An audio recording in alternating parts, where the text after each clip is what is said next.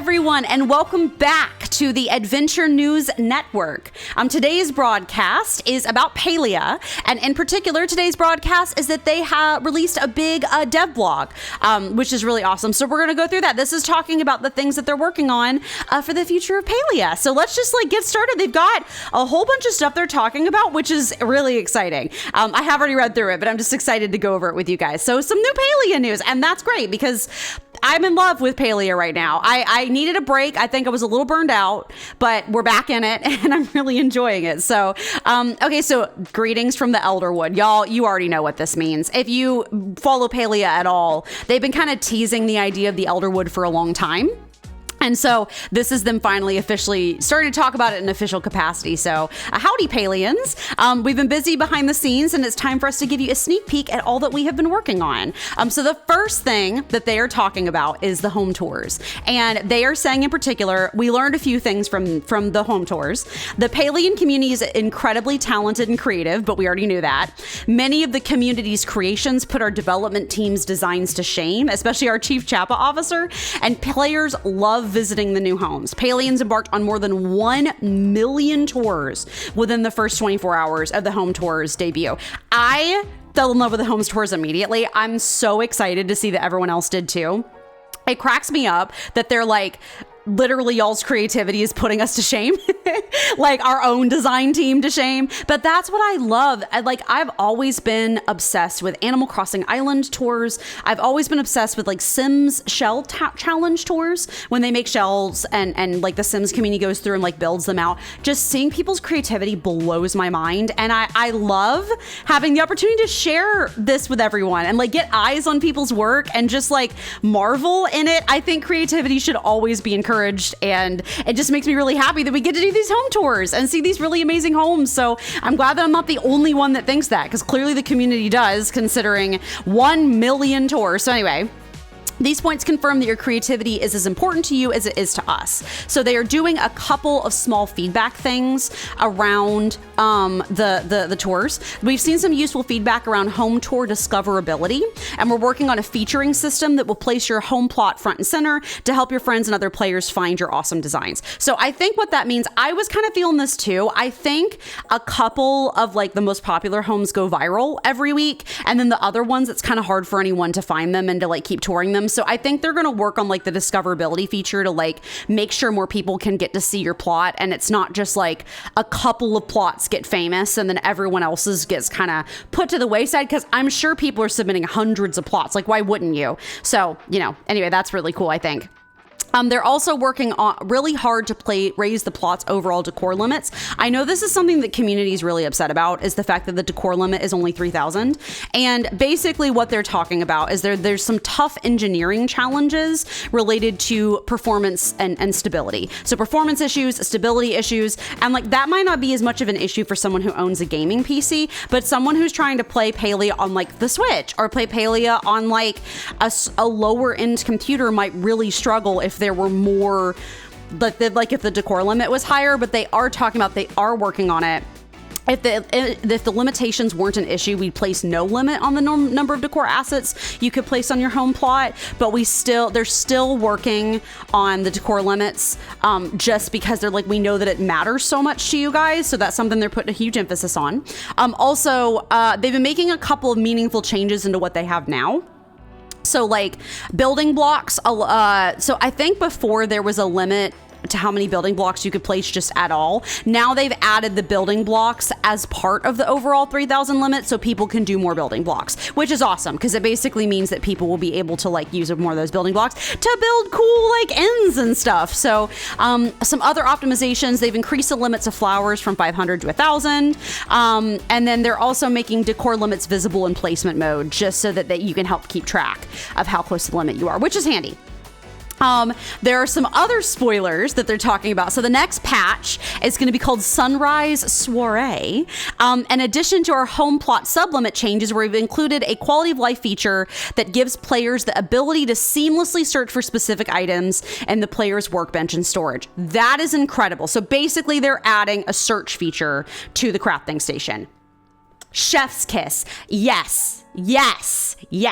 Excellent. Absolutely. I love that. We've been eating that for so long. Like, it's technically in alphabetical order, but the number of crafting recipes is getting like unsustainable. And also that means that you could search for specific items in your storage too. So like if you wanted a specific wallpaper or something, you can type that in. Incredible. Love that. No notes. Amazing. No feedback. We're also debuting something called potato pods. We're planning an entire line of these sweet, tubular, and spudtacular collectible plushies. There will be a significant number of potato pods to collect, and you'll have the opportunity to get a random potato pod periodically, adding an element of surprise to your collection. But the best way to ensure you complete your collection will be to trade with your friends. That's right, we're adding a trading system for a future update, and the system will not be exclusive to potato pods, and stay tuned for more details. So first off, the introduction of a trading system, incredible. I think that would be a fantastic way for people to get a hold of stuff that they are having a hard time getting. Obviously, with this comes the question of economy.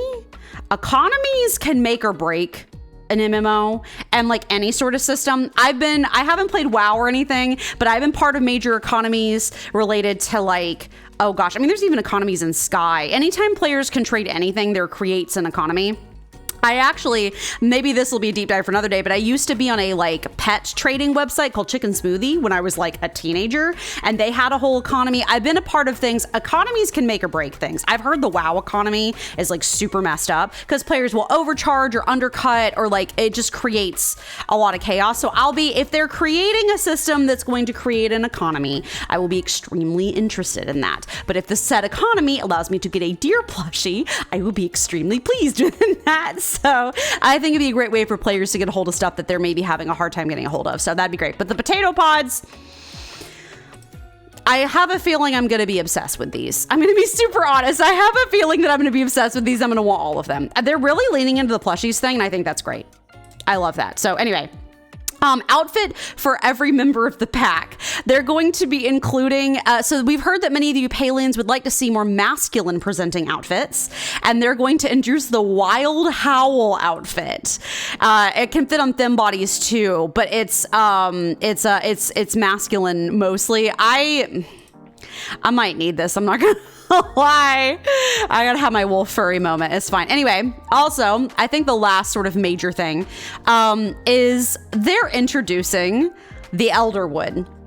The Elderwood is an expansive, gorgeous, and potentially somewhat devious new zone set in the world of Palia that will change the player's conceptions of flow, the Magiri, and the role humans play in the whimsical world of Palia. Elderwood will introduce new mainline quests, gameplay elements, and many hours of adventure for you and your friends to enjoy. And while we're incredibly excited about the possibilities for Elderwood, we don't want to give away too much right now. In the meantime, here's some concept art. Look at the little winky eyes. That looks creepy, and I'm living for that. I love anything kind of spooky and creepy, but also fantastical. I'm like obsessed. We know that you'll want to get in and explore Elderwood as soon as possible, but we'll all need to wait a little bit longer as we expect to ship Elderwood in early 2025. So it sounds like that they still have a while before Elderwood's going to be ready, but they're working on getting it done as quickly as they can so that players can be ready for it, and it can be ready for players so that players can have the best experience possible. I mean, I can't imagine the coding that it would take into making an area like this, and I know Society 6 is a small team, so like, you know, I'm excited. I'm ready. I'm patiently awaiting the arrival of the Elderwood. Also, you can expect several gameplay updates between now and Elderwood's launch. These updates will focus on new gameplay features, in-game events, the Maji Market. I'm sure we're going to have the Maji Market again soon. Experimental content, quality of life improvements, and new quests. Our team is making it a priority to deliver as many new quests as we can that will appeal to both new players and stalwart Palians. We know that you all want more gameplay content and new quests, and that content is upcoming, but all new content will vary in size. So I think this conversation, I feel like a lot of people have noticed that basically since the last, like, temple quest with the whole key and everything, there's been no new story. There's been maybe some extra like character related story, like level 5 friendship quests and stuff, but there's been no new story. So I think they're basically addressing the fact that they're like, we know there's no new story, but we are having to put a lot of work into it. So each patch, a lot of thought and effort goes into each individual patch, and we want to make sure each update is meaningful and impactful as possible for the Palian community. Rest assured that we are building towards these larger beats, such as the areas of plan for Elderwood's rollout. So basically, they're like, where there's going to be a mix of updates. Some of them will be smaller, some of them will be larger. They need time to work on stuff, and I understand that. Like, game development is hard. Palia is a free to play game. Like, I get it. So I'm patient with that. I was naysaying the housing update a little bit, like the house tours update, and then now I'm brilliantly happy. Like, it was the update before, I think, that I was naysaying a little bit, of like when they first introduced the home tours, when it was just the model home, and I was kind of like, this isn't really giving much. I was like, I think I remember when we did the model home tour, I was like, this is kind of like mid, I guess, like, okay, like I was kind of like, okay. And then the very next update, they released doing player home tours. I was like, oh yes, this is good. So that's kind of my opinion on that. But they're also prioritizing bug fixes, which I know is still a huge issue in Palia. So like that also makes sense. They're having to put some time into that. Also they were saying, where was it? They mentioned something about the new, or like the content is coming. There was something about, hold on, I'm reading. Oh yeah, you can expect to see a mix of content updates, large and small, including the highly anticipated conclusion to Palia's prologue quest. So I'm assuming that has to do with the temples, and has to do with the key, the magical girl Keyblade that showed up once we finished the Night Sky Temple. There's a sealed door in the Night Sky Temple that still isn't open yet. So I'm assuming it has to do with that too. So they're working on it, is basically what they're saying. So anyway, that is the update about the Elderwood and everything. I'm very excited. I love the little creepy winky eyes in the concept art and everything, but that'll be about it for this update, I suppose.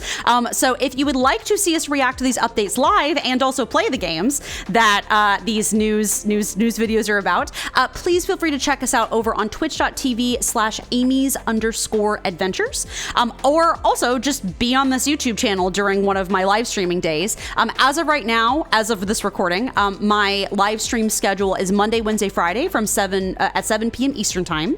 If that changes, just check my about page on both platforms, and it will give you my more like updated stream schedule for whenever you're watching this video. But yeah, and I think that's going to be about it. Thank you everyone so much for watching. I hope you have a lovely rest of your day, and I will see you guys next time.